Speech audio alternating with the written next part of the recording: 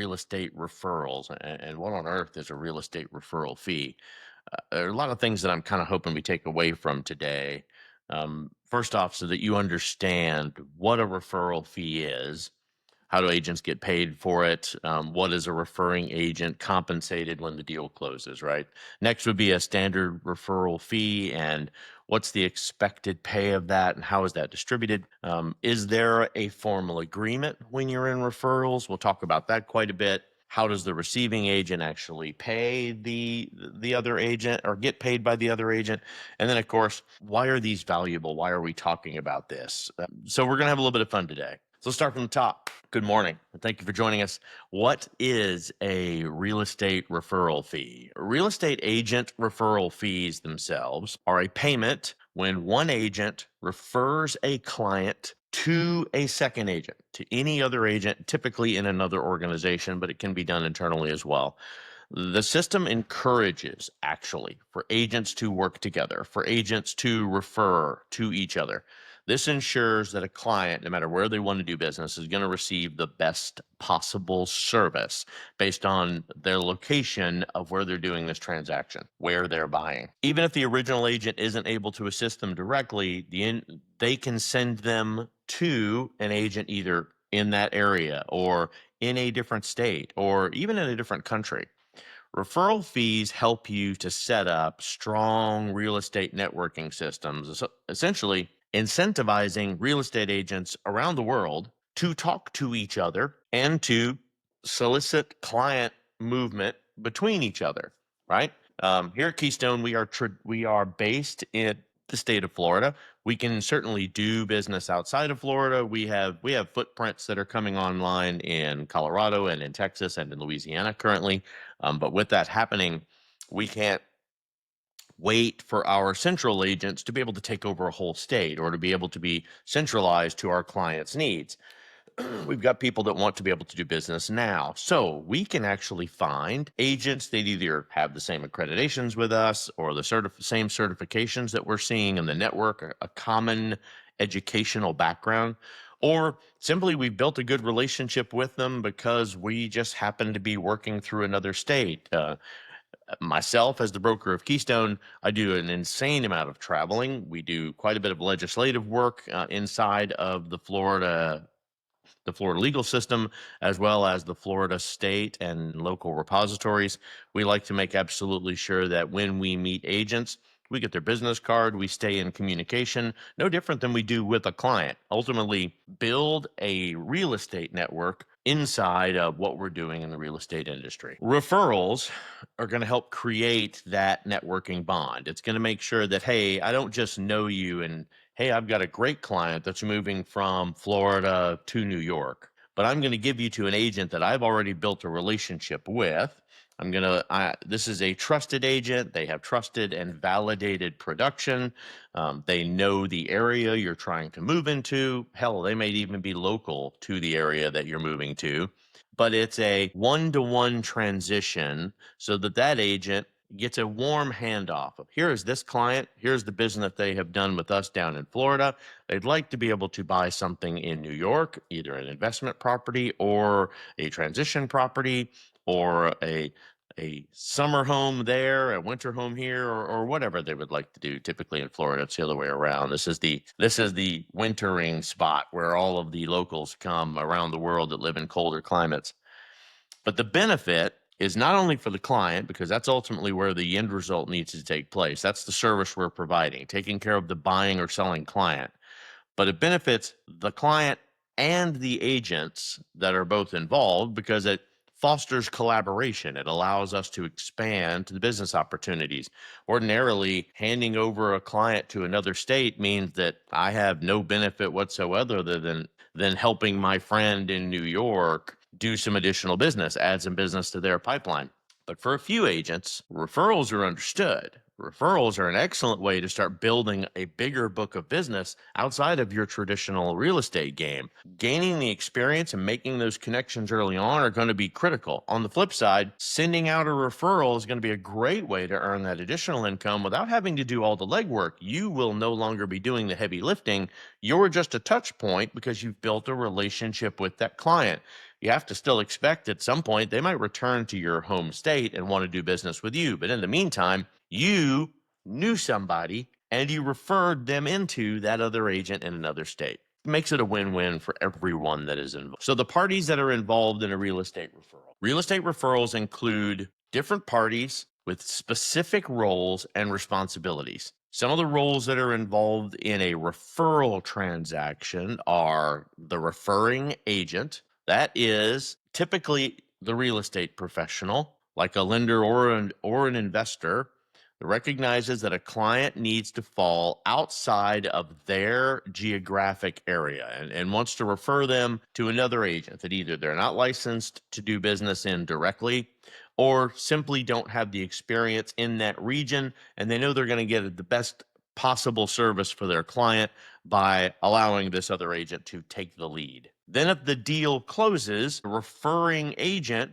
receives a referral fee, ultimately a finder's fee, a percentage of the commission that was earned back to them, because we all know in real estate, a lot of us purchase leads anyway. And when those really good, hot leads are brought to us, we know that we typically have to pay for them, whether you're paying for them at close or whether you're advertising and doing campaigns, or these are upfront referral costs that you are incurring. We all know that leads aren't cheap. There is a dollar value behind every single one of them that we procure. The next role is the receiving agent.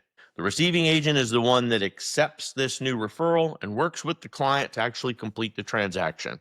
Find the home, complete the home, list the home if it's in that area. They do all of the legwork for that. Many times in Florida, we are getting referred from another state for someone that wants to move into the state of Florida. That agent is handling the listing and the closing. On that side, we're handling finding the new home and the closing of the transaction for the new purchase and helping them with their move guidelines and utilizing our concierge service to make sure that all of the people that need to help them move smoothly and efficiently for their families or for themselves for work can be done quickly and efficiently. Next role is the client themselves. This individual is looking to buy, sell, or rent a property.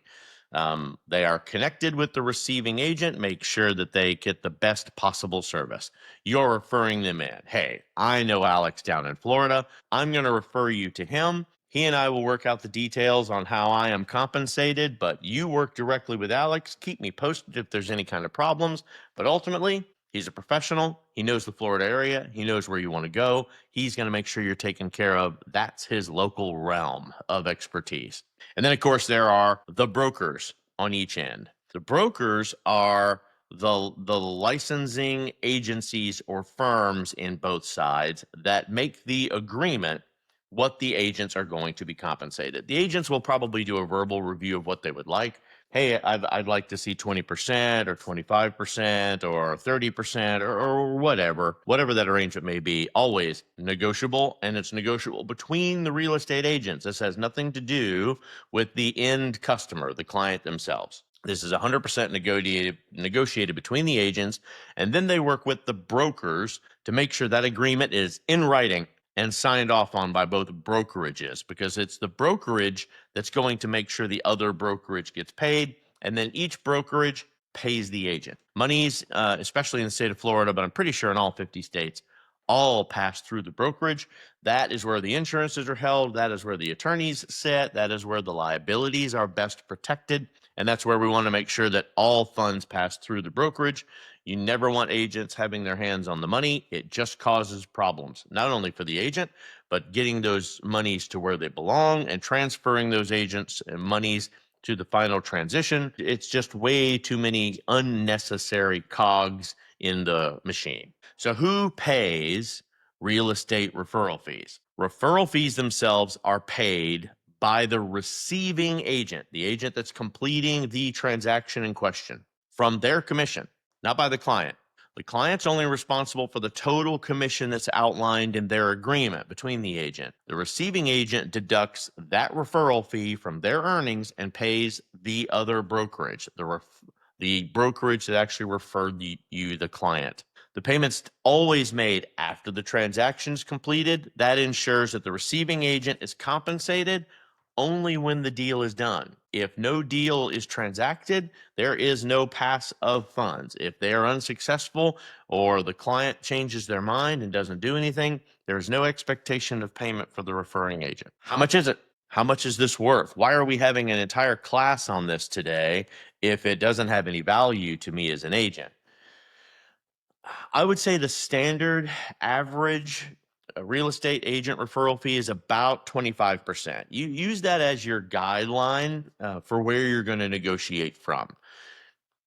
And this is of the gross commission earned by the receiving agent, the one that actually closes the transaction. The rate's kind of common in residential as well as commercial transactions. It does vary based on the agreement between agents and the likelihood of closing. If this is a listing, for example, that is a guaranteed close, you've even got the buyer set up, you know who's going to do it. And please base this on the level of effort that you're going to put into the deal. If you're still going to have to manage the client because the client won't work with anyone else, even though you're referring them to another state, just as the example, negotiate that appropriately with the other agent, and the other agent will understand. If you're going to do more of the heavy lifting based on the lift, whoever's going to do the most lifting should receive most of the compensation. It's not just about the client. It's about the quality of the client and the guarantee of the transaction closing. I typically take whenever I'm calculating this out for a referral, it's the property's final sale price times that receiving agent's commission times the referral fee percentage. That's going to give you your referral fee. So ultimately, if you're using the 25% method and you're closing a deal and the commission is going to be $4,000 is the total commission gained, the gross commission, then the referring agent will be entitled to, at 25%, $1,000 of that. And again, those funds are transferred between brokerages, and then the agents are compensated. And the reason that's important is because the agent might have some type of share or some type of split requirement for referrals at the brokerage level. So the brokerage will take their cut of that, and then they will pay the agent if that's the way it's going. There are several factors that influence the referral fee too, by the way. So referral fee can change, and I have seen them go as low as 20% and as high as 35% based on factors. The market conditions, so the demand and the timing can definitely impact the rate. This is essential when you're considering the best and worst times to buy a house. If the client is blind and they are heading up to the other state to work with this agent you referred them to, they have not begun a search, they have no idea where they're going to go, they have a very difficult timeline, they don't have a lot of flexibility, that agent's going to do most of the legwork. They deserve the highest percentage of compensation, and you just want to make absolutely sure the market condition is right for the client that's leaving your area. Two, the complexity of the referral itself. High value or niche transactions might warrant a different fee or a structure. If this is a VA client that's going to have to deal with additional inspections and additional requirements, or this is a VA client that has to live at a certain point, a certain proximity of a local base, or if this is a very large purchase, very expensive commissions that will be centered out, you still need to be considerate of how difficult it is to find a higher price home versus, say, a standard price home for that state. And then, of course, the level of service and handholding that is required by the agent that's going to be dealing with your old client. This client is a handful. Absolutely take that into consideration. If you feel like they're going to be working their butts off, looking at many houses, or educating the client consistently to the area, taking them out to lunches, educating the client on how they're going to move forward, educating them on a different state's process, please.